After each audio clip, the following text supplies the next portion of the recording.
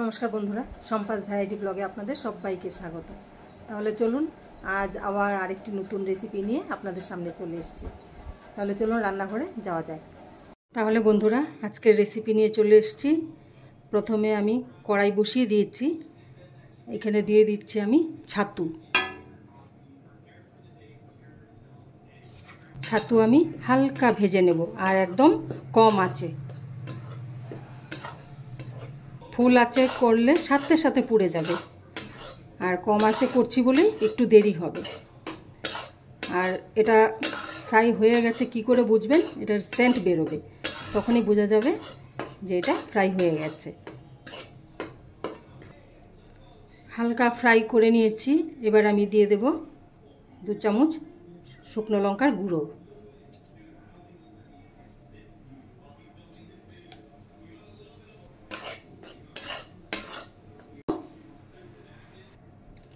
এবার দিয়ে দেব সামান্য নুন।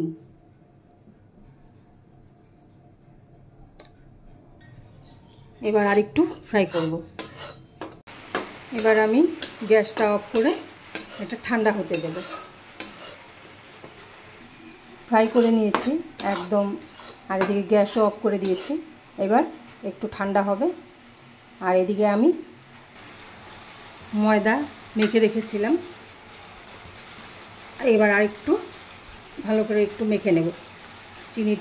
চিনি দিয়েছিলাম, চিনি আর নুন দিয়ে। এবার চিনিটাও গলে গেছে। আর ময়দাটা একদম নরম করিনি, শক্ত করে মেখেছি। এই দেখুন, একদম শক্ত করে মেখেছি। এবার আরেকটু ভালো করে মেখে নিয়েছি।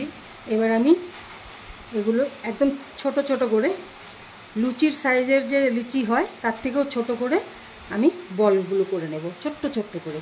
এই দেখুন, এই সাইজের বলগুলো আমি সবটা করে নিই। দেখুন, একদম ছোট। সবটা ময়দা আমি লিচি করে নিয়েছি, আর একদম ছোট সাইজে করতে হবে। করে এবার ছাতুর ওখানে একটু কাজ আছে, এটা সাইডে রেখে দিই। ছাতু ঠান্ডা হয়ে গেছে। এবার আমি সামান্য হাতে করে জল নিয়ে ছিটিয়ে দেব।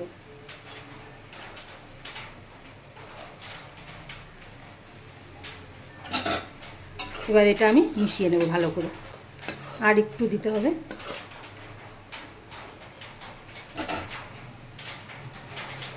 আর আপনারা বুঝে দেবেন জলটা, যাতে এটা দলা পাকিয়ে না যায়।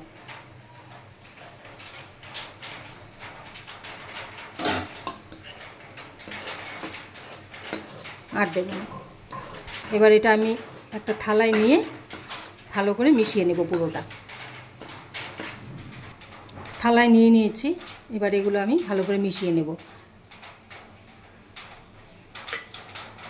এটা একদম ঝুরঝুরাও থাকবে না, আর দলাও পাকাবে না, ঠিক একটা মাপে করতে হবে।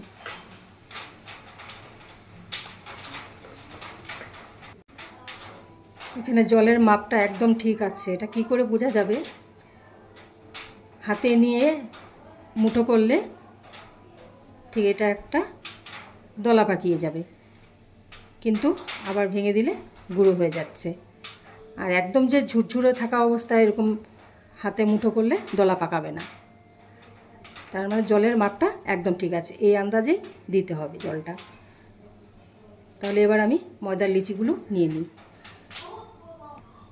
এবার আমি লিচিগুলো বেলে নেব। আর একদম পাতলা করব না, একটু ভারী রাখবো, মোটা রাখবো।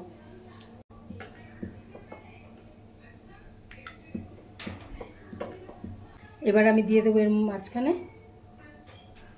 ছাতু, আর দেব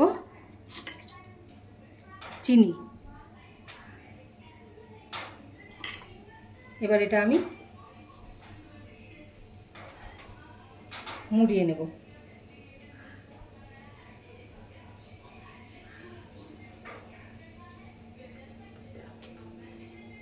এই পাশ থেকে নিয়ে এদিকে দিয়ে দিলাম, আবার এই পাশ থেকে নিয়ে এদিকে দিয়ে দেব। এবার উঠিয়ে নিয়ে এটার কানটা ধরে মুচড়ে দেবো। এই যে এবারে এই পাশটাও ঠিক এরকমই করে নেব।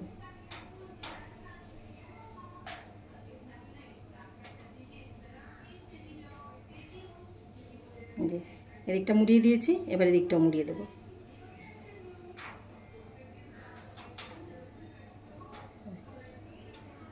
কান মুচড়া হয়ে গেছে। এবার আমি ঠিক এইভাবে প্রত্যেক কটা লিচি বানিয়ে নেব। সব কটা বানিয়ে নিয়েছি, আর কিভাবে বানিয়েছি দেখেছেন। আমি লাস্ট আপনাদের আরেকটা দেখিয়ে দেব। প্রথমে এটা লুচির মতো বেলে নিচ্ছি। আমি ঘুমাবো। আচ্ছা, এবার আমি দিয়ে দেব ছাতু।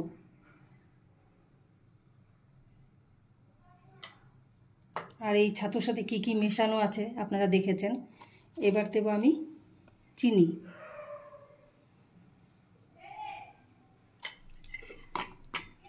এবার আমি এদিকটা ধরে ওদিকে পাল্টে দেব, আর এদিকটা ধরে এদিকে পাল্টে দেব।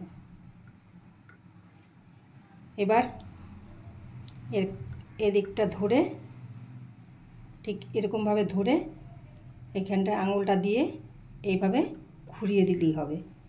এই তো, এই দেখুন পাকিয়ে দিয়েছি। এবার এই জায়গাটায় একটা চাপ দিয়ে দিতে হবে। ঠিক এরকমভাবেই আবার ওদিকটা করে দেব। এই জায়গাটা আমি একটা চাপ দিয়ে দিলাম,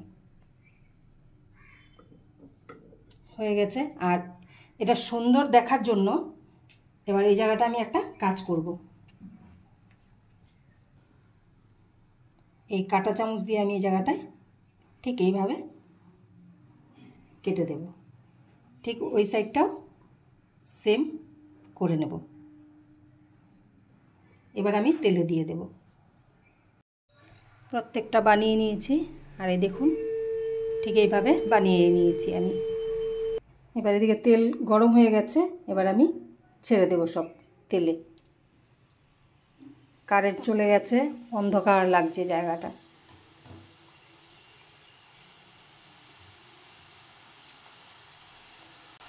একদম ফুসফুসা হবে খেতে।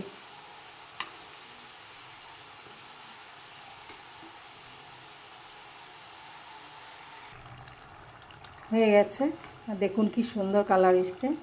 এবার এটা আমি নামিয়ে দেব। হ্যাঁ, বিউটিফুল। এবার আমি এগুলো নামিয়ে দেব। তাহলে বন্ধুরা, আমি এই কোটা এবার বানিয়ে নিয়েছি, কারণ কারেন্ট চলে গেছে।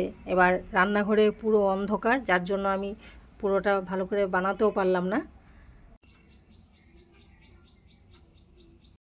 তাহলে বন্ধুরা, আমার আজকের রেসিপি আপনাদের কেমন লাগলো? আর খুব সহজেই বাড়িতে বানাতে পারবেন। বাড়িতে লোকজন আসলেও চায়ের সাথে দেওয়া যাবে। তাহলে কেমন লাগলো অবশ্যই কমেন্ট করে জানাবেন। আর ভালো লেগে থাকলে অবশ্যই লাইক, শেয়ার, সাবস্ক্রাইব করবেন। তাহলে দেখা হচ্ছে নেক্সট ভিডিওতে। টাটা।